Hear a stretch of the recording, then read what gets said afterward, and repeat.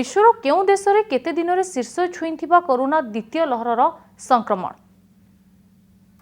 तेज Italy रे गत वर्ष अगस्ट मध्य भागरे आरंभ होइथिला कोरोनार द्वितीय लहर। 90 दिनर व्यवधान पर इटाली रे शीर्ष छुईंथिला कोरोना द्वितीय लहरर संक्रमण। तेज स्पेन रे जुलाई शेष आड़क शीर्ष रे पहुंचीथिला कोरोना द्वितीय लहरर संक्रमण। स्पेन रे कोरोना द्वितीय लहरर प्रभाव प्राय 110 दिन धरी रहितिला। तेज आम देश रे फेब्रुआरी शेष भागरे अनुभूत हैला द्वितीय लहरर प्रकोप। 60 दिन अधिक हेलाणी भारत रे जारी रही द्वितीय लहरर द्रुत संक्रमण।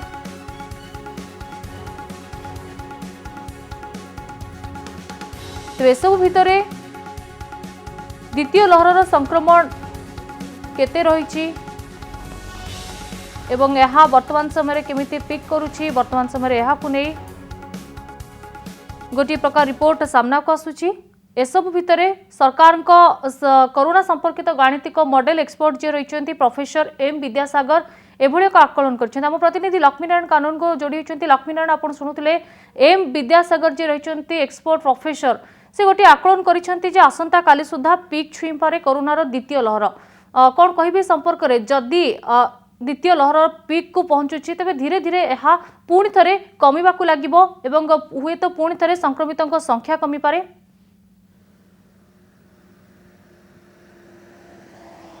देखो प्रोफेसर एम विद्यासागर राय होती जड़े आईआईटी प्रोफेसर हैदराबाद से कोविड-19 इंडियन जो सुपर मॉडल हेड अच्छा भारत सरकार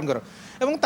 जो मैथमेटिकल मॉडल से जो डाक्तर नुहति से डाटा गुड़ाक 7 दिन नहीं क्रिएट कर कथा मे 7 तारिख आसंता काली भारत में आज होल पीक हम किंतु सबू राज्य में एका बेले पीक हेनी। जो राज्य में आग आसीला जमती महाराष्ट्र तार पीक आग आसला सेमती जो राज्य पछरे आसर पीक डेरी हम। और किसी एक्सपर्ट जो से इंडिया टुडे डिस्कसन करुले अन्य किसी एक्सपर्ट डिफरेंट ओपिनियन देते से कहते मे मध्य भाग सुधा कमिबो तामाने मे 15 आड़कू पीक कमिबो एमती मत थिला। किंतु आपण जे देखिबे बड़ बड़ आमे जहाँ डाटा देखुचे 100 वर्ष तलर डाटारू हमको बहुत मिलूँ। 1918-20 रे जेतेबेले स्पेनिश फ्लू आसीथिला सेतेबेले प्राय 4टा लहर आसीथिला जहाँ हिस्टोरियन माने बारंबार बा डॉक्टर्स माने काढ़ी लिटरेचर प्रचंड अच्छी जहाँ गूगल रे मारले जेकोसी लोक पढ़ी पारिबो। एवं 1918 रु जो 1920 चलिला स्पेनिश फ्लू सेतेबेले 5 कोटी लोक 2 कोटी लोक संक्रमित होते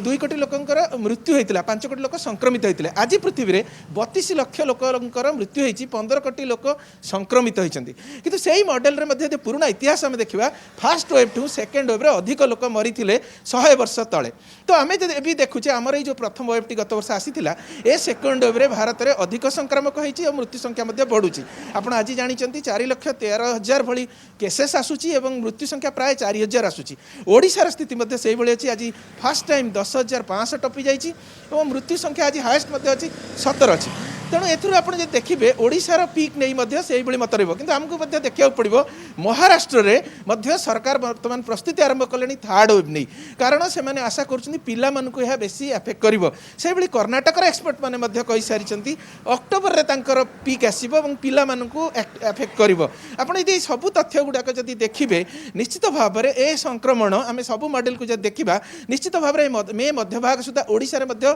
पीक आसुथिबो जहाँ से कहउचंती। किंतु अन्यपटे जब देखिए एवं पृथ्वीर यूरोपियन कंट्री रे बा जो 50 भली देश यूरोपियन कंट्री अच्छी से थर्ड वेव बर्तमान कमिबा आरंभ कलानी। तेणु देखु बर्तमान आम फास्ट सेकेंड थर्ड एमती कहबानी चलीगला वर्षे 2 वर्ष रही इन्फ्लुएंजा आसिले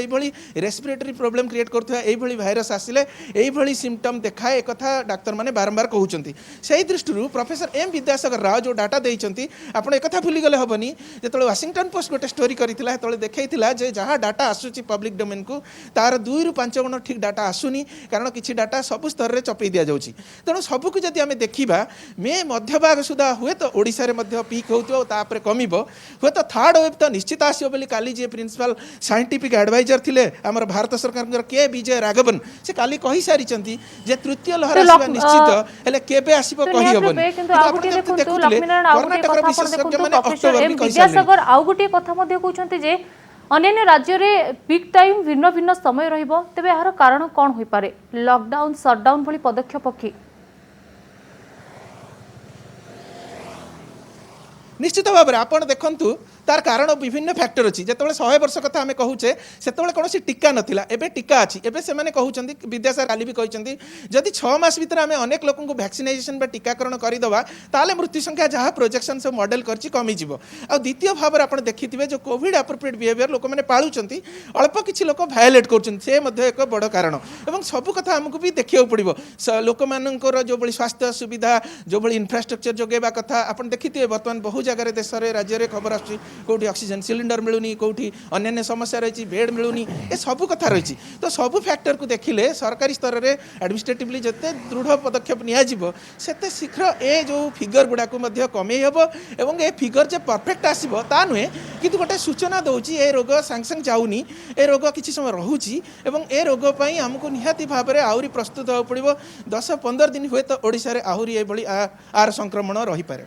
किंतु आप देखो जो अन्य देश रही सेठार केमिति संक्रमण दिन केते रही व्यवधान केते रही आम इटाली स्पेन कथा कहवा भारत कथा कहवा भारत में 60 दिन अधिक है संक्रमण रही ए बाबद से गोटे तथ्य देइछंती एवं आउ गोटे कथा होछि जे एथिसह अन्य मॉडल सब कौन कहूँ कोरोना को नहीं